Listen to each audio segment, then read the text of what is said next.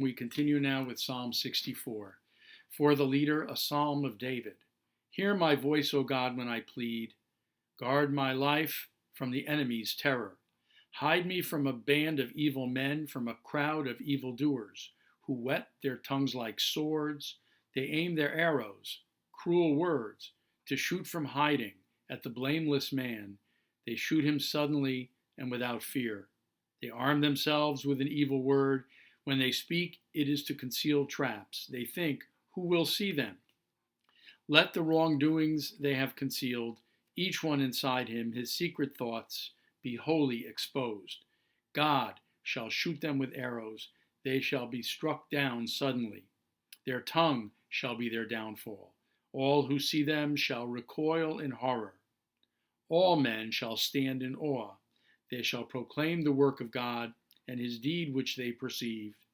The righteous shall rejoice in the Lord and take refuge in him. All the upright shall exult. I would like to concentrate on two particular aspects or themes that come up for me in this psalm. The first has to do with the power and threatening nature of the evil word.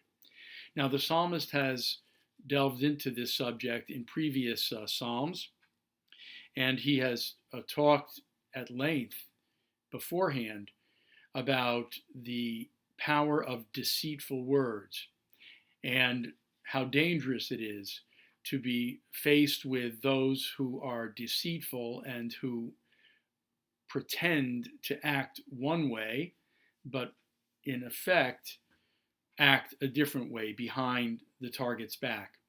They might appear as friends, but they act underhandedly as enemies.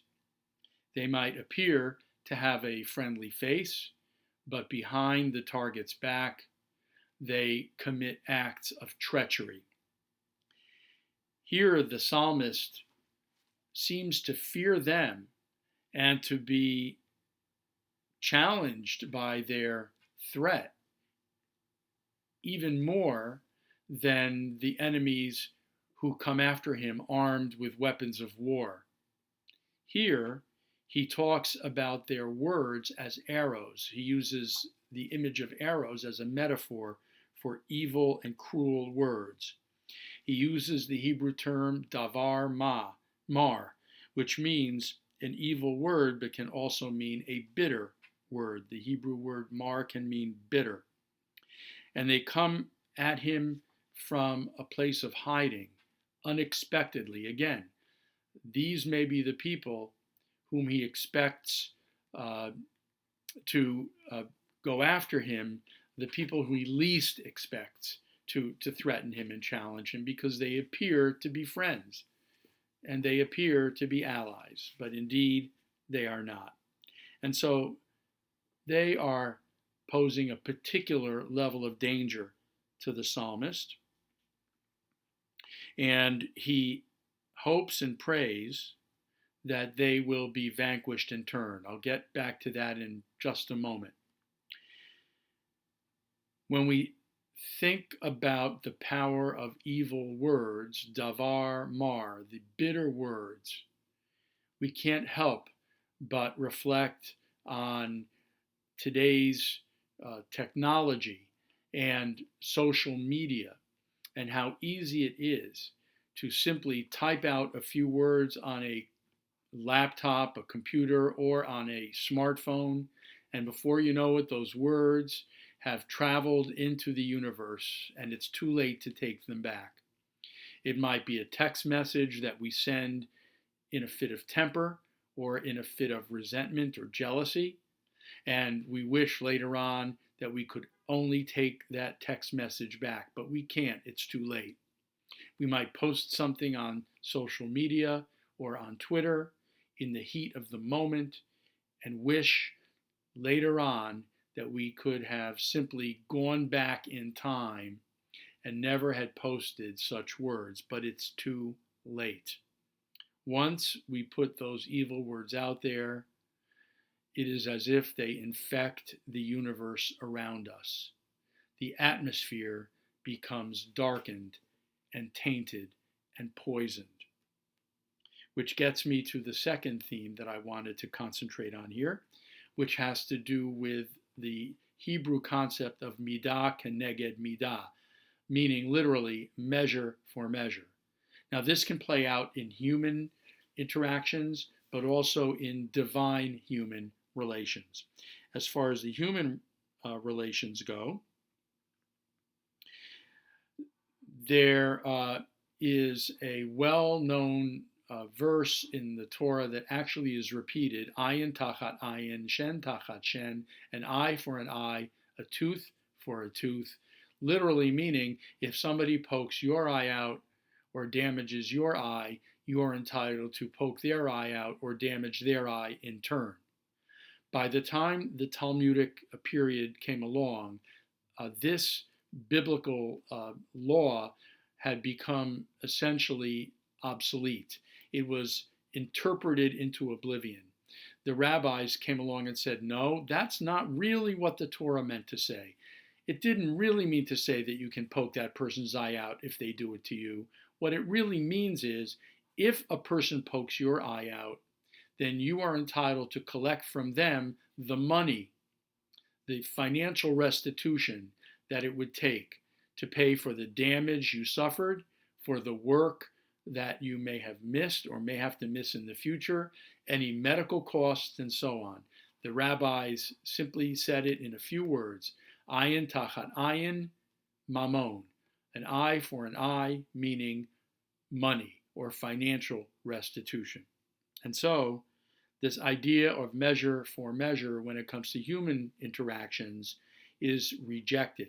People need to be punished and suffer the consequences of the harm and crimes they commit against one another, but not in a literal way, not by an eye for an eye. In the psalm, the psalmist says, just as his enemies aim their cruel words at him like arrows, he prays that God will shoot them with arrows, that they may be struck down suddenly. Once again, the arrows are not literal. God isn't going to, from his place in heaven, take a bow and load it with an arrow and shoot the psalmist's enemies literally. What he really means is that those arrows are a metaphor for an early death, that God will punish them by an early death and they will be destroyed. Measure for measure. A person harms another person, and in this case, in terms of the relationship between God and human beings, God will then harm them or punish them in turn. There too, I believe that this measure for measure when it comes to God is not to be taken literally. I do not believe that if we commit evil, whether it's by speech or by deeds against other people, that God will directly punish us with sickness or a shortened life or physical suffering.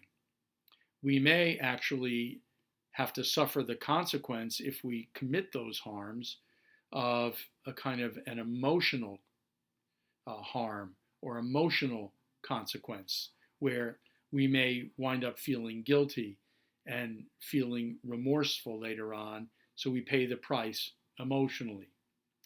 But really, God doesn't punish us in these ways, I believe, when we commit wrongs.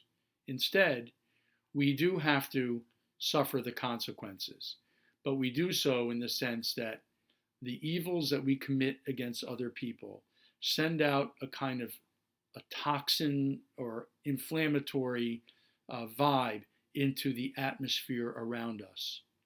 The things we do that are evil poison the world around us. The spiritual environment becomes darkened and tainted because of our deeds. And in some way, that has to rebound back to us. Some way, we have to eventually feel the effects, the consequences of what we put out there into the spiritual environment. We commit acts of immorality. In some way, we will feel the consequences of what we do. It may not be physically, but it will certainly be spiritually. And God and our religious path and our spiritual way are uh, the paths and the journeys and the direction that will help to keep us focused and give us guidance so that we may not go far astray. Thank you.